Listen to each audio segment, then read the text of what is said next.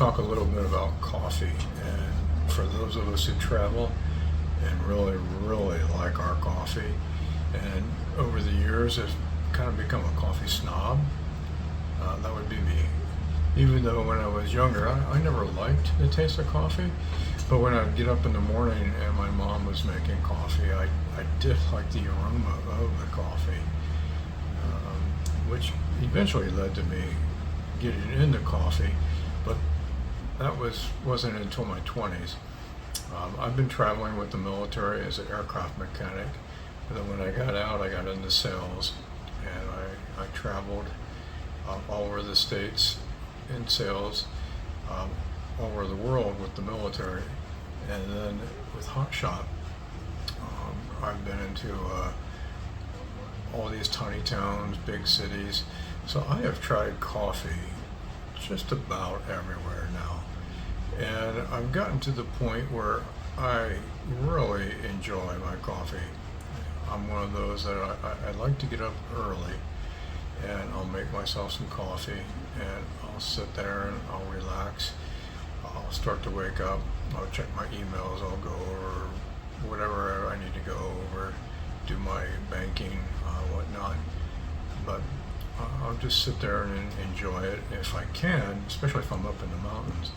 I'll go outside and I'll watch the sunrise while I sip on my coffee. And actually, that's one of the things I used to do in Colorado. I would get the dogs together, I'd drive out to the mountains, and I'd watch the dogs play in a field. I'd find a field for the dogs to play in, and just sit there and toss the ball for one of the dogs and sip the coffee and watch the sunrise. To me, that was pretty enjoyable. Um, Now, as I've traveled, um, before I always had the opportunity to stop into a coffee shop and pick the coffee shop I wanted to stop in. And that gets a little expensive after a while, and some coffee shops are better than others, some have better service than others. And then as I got into Hot Shot, I found driving around, you were pretty much at the mercy of the truck stops. You can go to Maverick. A lot of times they had better coffee, or some of the other smaller places.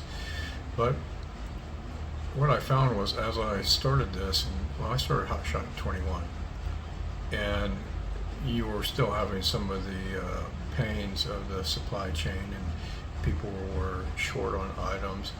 I'd get someplace, they'd either be out of coffee, the coffee would be burnt, the coffee would be cold, coffee just didn't taste good, and a lot of times they had just those little cups that basically full of corn syrup, and they just didn't taste good. So eventually one thing led to the other, where I eventually decided that, you know what I hate really is going through the time, effort, and expense to either stop, purposely make time to stop, get a cup of coffee, and have it taste awful. And here I am, choking it down, and I spent what, $2 to $3, sometimes $4 for a coffee, and I don't like it. And that just really started to irritate me. So I started looking into what can I do to have a decent cup of coffee. If I'm going to be out traveling, I'm going to be away from home, I'm going to be spending my time out and about, I kind of want to enjoy as much of it as possible. Keep expenses down as well, and try and make life better as much as I can every step of the way. So I also have a large tumbler. I don't use that very often, but if I'm really pressed for time, what I'll do is I'll make my coffee and I'll put it in a tumbler to go. That way I can drive and sip my coffee. But I prefer to just kind of sip my coffee in the hotel room while I'm getting myself together and waking up. So let me go ahead and show you my little setup. Over the years, I've kind of fine-tuned it to what works for me. Everybody's different, so you may like different things. So here's my 12-volt cooler, and I've had this now for probably about 3 years. Works great. Keeps everything cold. I have no complaints. I set it on the floorboard of the passenger side, and I keep the AC on it as well, and it's never let me down. So now here's the other cooler that I talked about. It has a plastic insert liner in it. And like I said, for whatever reason, if a refrigerator's not working, I can transfer the food from there into here and put ice in it. That right there, I put ice in it once and it leaked out. But yet at the same time, it keeps everything cold when it's just the cooler running. But so the little pouch right here, I've got Dawn, and then you open it up. Now I do have parchment paper. I carry an air fryer with me as well. But so what I have with me right now is Three Sisters ground coffee. It's supposed to be certified mold free. So I'm gonna put this over here. Oh, and I do carry my own water. Let me tell you, using hotel water, I've had some pretty nasty water. It doesn't help the taste of the coffee. So I just carry my own water with me, and keeps things simple, keeps things consistent. So now, here's the French press, and the brand is Gator. This thing has been really nice. So this just lifts right out. I don't know if you ever used a French press, but they're very simple. The bottom unscrews, so you can take it all apart, clean every bit of it, and you're good to go. So now, here's the electric kettle. And this thing, here's the brand that I bought. Very, very easy and simple to use. Like I said, 3 minutes. You've got really nice hot water. It's very simple. And here's my coffee cup. I keep it simple, a little tin cup. I have a cup in the morning. I'm good to go. So that's my setup for coffee. I found it's worth it to me. Like I said, spending so much time running around, I want to at least enjoy things. Does it create a little extra work? It does. It takes about less than a minute to get everything out. You just set it up for the next morning, and then in the morning, it takes me 3 minutes for the water to heat up. And now what I do is when I put it in the French press, I let it sit in there for 5 minutes. And usually right around at the 4-minute mark, I'll take a teaspoon and I'll just stir it around for 30 seconds. And then at the 5-minute mark, I pour the coffee into my cup, put a little bit of heavy whipping cream in it, and then I have my coffee. Now to clean everything up, it takes maybe 3 minutes really at the most, and then another minute to pack it all back up. And do I have to cart everything in and out of my truck? I do, but I chalk that up to exercise. After sitting all day long, the more I walk around, the better. So it doesn't bother me in the least to grab a couple things out of the truck and make a few trips. I'm fine with that. So that's my 2 cents on traveling with coffee. I call it my traveling coffee bar. I enjoy it. I do have some different coffees. One of them was Black Rifle. I really like Black Rifle a lot. I'll get Starbucks blonde roast or pike from time to time, but not very often. So one of the things that I started looking into was what are the different ways that you can make coffee that is easy, less time consuming, but still tastes good. So I went to YouTube, started watching different videos of different things.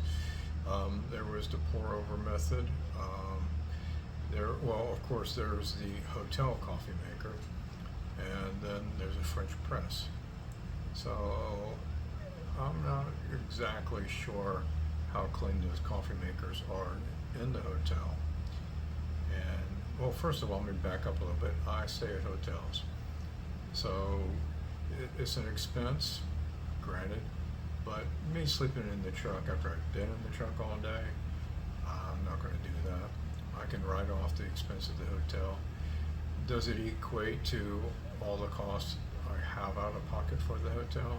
No, but also the hotel, I can rest, I can take a shower if I want to, I can use the restroom if I want to, and I can still write it off on my taxes. So to me, it's a benefit.